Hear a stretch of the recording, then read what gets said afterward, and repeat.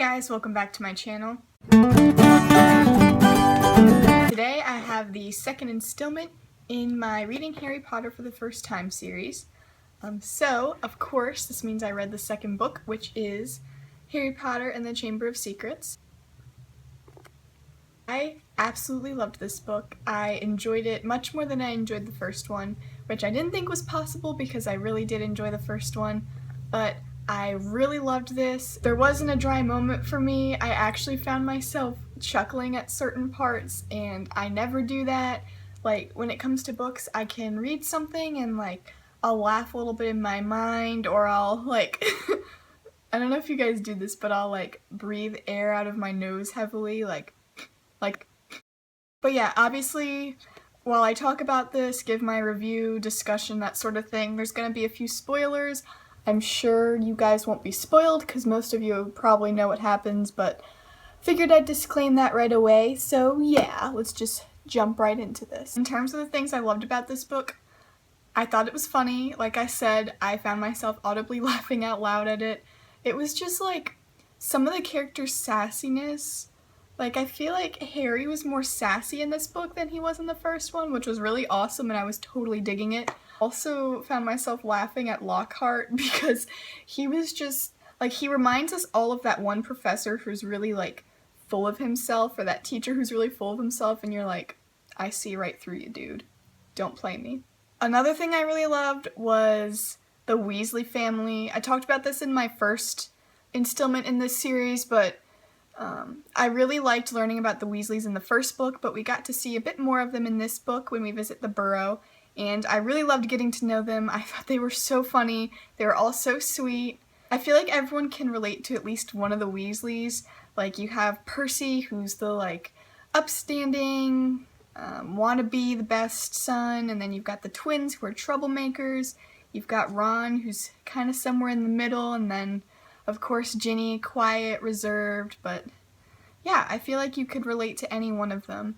And I really loved Ginny's character in particular in this book because, as you know, she is the one who opens the Chamber of Secrets, even though everyone's suspecting it's, well, some people are suspecting it's Hagrid or Malfoy, but Ginny is the one who does it, as you know, and I didn't expect that at all until we got towards the end and started, you know, connecting the pieces with the diary and Moaning Myrtle and all that sort of stuff, but I just really love Ginny's character. I think she was my favorite in this one, even though she was very reserved and we didn't necessarily get to hear a lot from her, like there was barely any dialogue with her in it.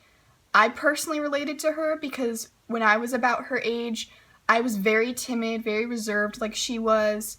Her crush on Harry, I feel like every girl, or maybe even boy, has been there, just feeling so awkward around someone they really like and that sort of thing, which I thought was really cute and really believable. But I think what struck me most, or what really stuck with me with this book, had to be the way the chamber was opened. Ginny confessed her secrets and her emotions to this diary, and that's what led to the opening of the chamber. Like, I don't know, it just really stuck with me because I was at that point in my life where I would just confess things to a diary. We've all been there, and like the thought of expressing your emotions and being open to someone and having that turn on you and literally release a monster, I don't know, I just thought it was really powerful because even though it has to deal with this magical world, like that is something that just, I think, can hit home for a lot of us, is feeling so open to something and then having it backfire. But I don't know, I really love Ginny's character. I thought Rowling did a great job with her. Loved her, and I'm excited to see more from her in the future. Okay, I also love Dobby. As much as I hated him in the beginning for like getting Harry in trouble and stuff, I really loved him at the end of the novel, which I'm sure a lot of people did. I knew we were supposed to love Dobby. Like, everyone tells me sad things about Dobby and how they love him, and I'm like, I don't know, when I was first reading it, I was like, I kind of hate this guy, but towards the end, of course, I really loved him, and I actually, when Harry made it so that Dobby could be free with the sock, I actually started tearing up. Like, I don't cry at books at all. I've maybe cried for 1 or 2 books in my entire lifetime, but I found myself crying with this book, and I don't know if it's because my hormones were doing things or I was really emotional, but I think it really was the book itself because, I don't know, I just really loved it. And I've heard people say they either really loved this book or it was their least favorite book in the series.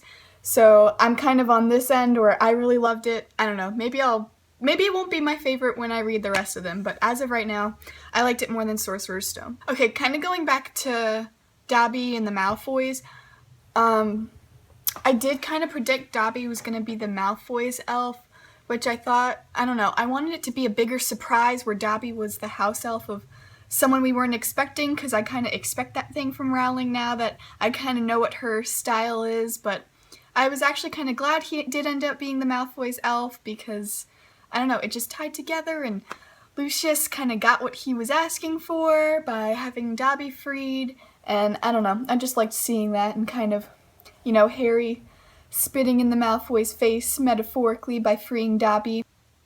I had no idea Tom Riddle was gonna be Voldemort. Like, that section where, okay, let me find it. Okay, the page where it's revealed, where it says Tom Marvolo Riddle, and then it goes into I am Lord Voldemort. I am so glad I wasn't spoiled for that because I had no idea that was gonna happen. I thought Tom Riddle was legitimately going to be a good guy, and then when Harry got to the chamber and he was there, I was like, oh good, Tom's there, he's there to help Harry, and then all of a sudden, like, it hit me as it was hitting Harry, where it was like, why is Riddle here? This actually can't be a good thing. And then that one, like, short section where it rearranged the letters in his name, I had to stop for a second, put my book down, and just sit there because I was like, it didn't hit me at all that he was Voldemort, and that was one of my favorite parts aside from the whole Ginny thing. That was definitely probably my second favorite part of the book because I did not expect that at all. That was such a twist, and I sat there. I had to put the book down, and I had to just sit there, and I was like, how could you be so stupid not to see this? And, like, I don't know, it was hard for me to pick one thing. I guess probably, again, sometimes the dialogue, like I talked about in my review of Sorcerer's Stone, sometimes the dialogue was not so great for me, again, revealing certain connections, but like, it wasn't to the point where I was like, I could have figured that out on my own, what the heck are you doing? But, I don't know, I thought it was much better in this one, the dialogue. That was really the only complaint I had. Like, I really can't think of anything that really struck me as annoying that I didn't like, so, which I guess is a good thing. I gave this, I want to say 5 stars on Goodreads. It totally deserved it. I loved it. So yeah, that is my kind of review, discussion of Harry Potter and the Chamber of Secrets. Be sure to tune into my channel to see some more of these reviews as I continue reading the series. Be sure to like this video if you enjoyed it so I know you want to see videos like this in the future. Leave a comment down below what your favorite book in the Harry Potter series is because I'm kind of curious to see how many of you really enjoyed this like I did. But yeah, please don't leave any spoilers because I don't know what happens, but yeah, just tell me what your favorite book was in the series because I want to kind of keep that in mind as I continue reading it. Thank you guys so much for watching this video. Be sure to subscribe to my channel if you enjoyed this video and you want to see what I have to say in the future. Bye guys.